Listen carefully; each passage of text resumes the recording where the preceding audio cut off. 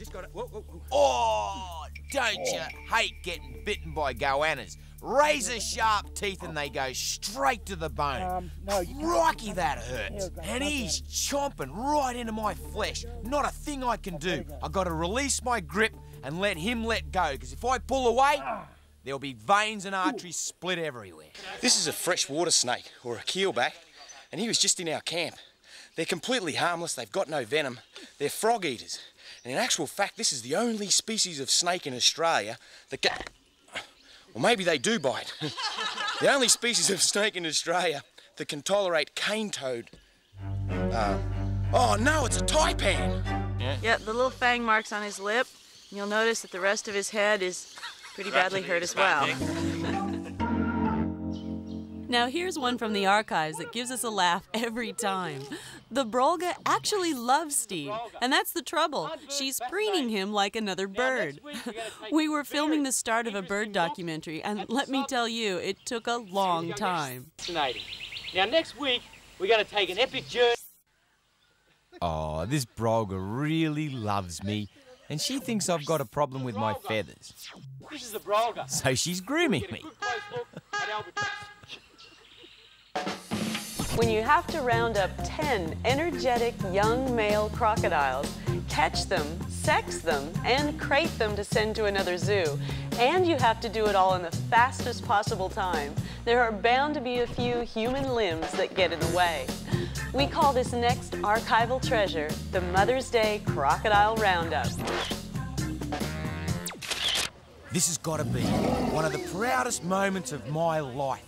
All of these young, juvenile, saltwater crocodiles have to be moved, so we have to catch them, try and get them in a box, crate them up, and ship them off to another beautiful zoo across the country. And they're not coming easy.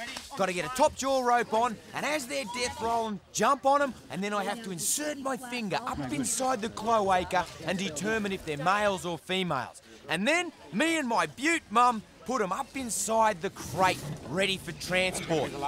Just got to do a bit of juggling, get the top jaw rope off, make sure the blindfold's secure, then up inside the crate. Now! Here we go. Yep, he's in. The lid's on.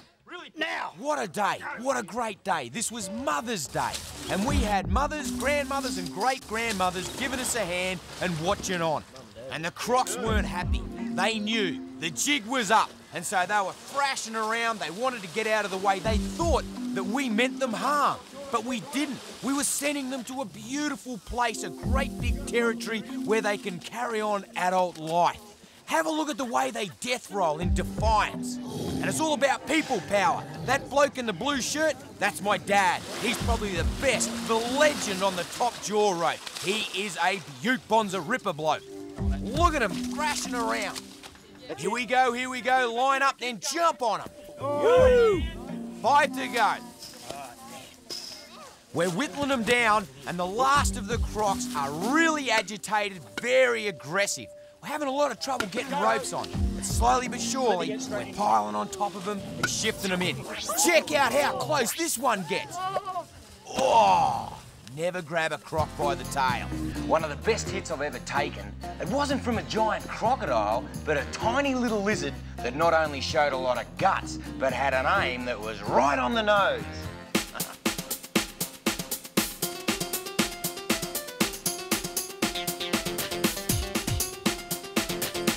They don't get quite as big as the ones on the coast. Bearded dragon, you can see why they're called a bearded dragon.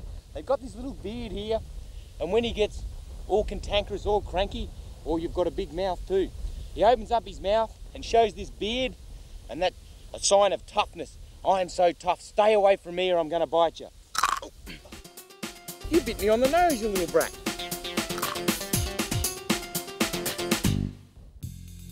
Here at Australia Zoo, we're constantly expanding and always endeavouring to house our animals in environments that are exactly like their natural habitat.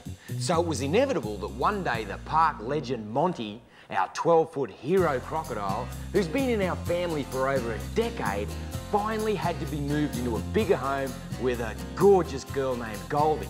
The key to success when moving large reptiles is speed, but Monty's move was marred by one unfortunate accident. Here's Monty. and I'm nursing 2 broken fingers. So this is gonna be a capture with a difference. My first job is gonna be getting the top jaw ropes into position. I wanna try and get 2 on, and you can see my team, they're agitated. They're gonna have to jump on him after I secure his jaws. He bites at the rope well. This is good. As he juggles on the rope, I'm able to get that up. Come off. Go again. This should be good. Oh, hit the rock twice.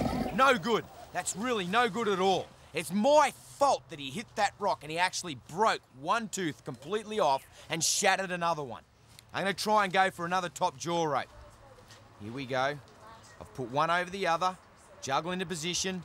He's nice and quiet. That's a hookup. Now my team's gonna have to be on standby. I'll anchor the top jaw ropes. As soon as he goes into a death roll, they're gonna have to jump on him. We believe in people power when you're shifting crocodiles. They don't metabolize drugs. Go, Brino. He's in. The rest of the team, anchor up and get ready to hit. They're on. You beauty. Once he's restrained, we tuck his little feet back and bring in our tarpaulin, our stretcher. If I call it, just get ready to pile back on. Up. Now we just gotta slide him across and onto the stretcher. He's bleeding from where he busted that tooth out. What a shame. I'm so disappointed. That's my fault. I made a mistake. You can see that patch of blood right at the front of his mouth. What a shame. But they're tough. They're tough as old boots. There's no way that's going to affect him, and they're constantly growing teeth. Brian, our curator of crocodiles, he's going to stay right on top of Monty. It's like keeping your finger on the pulse.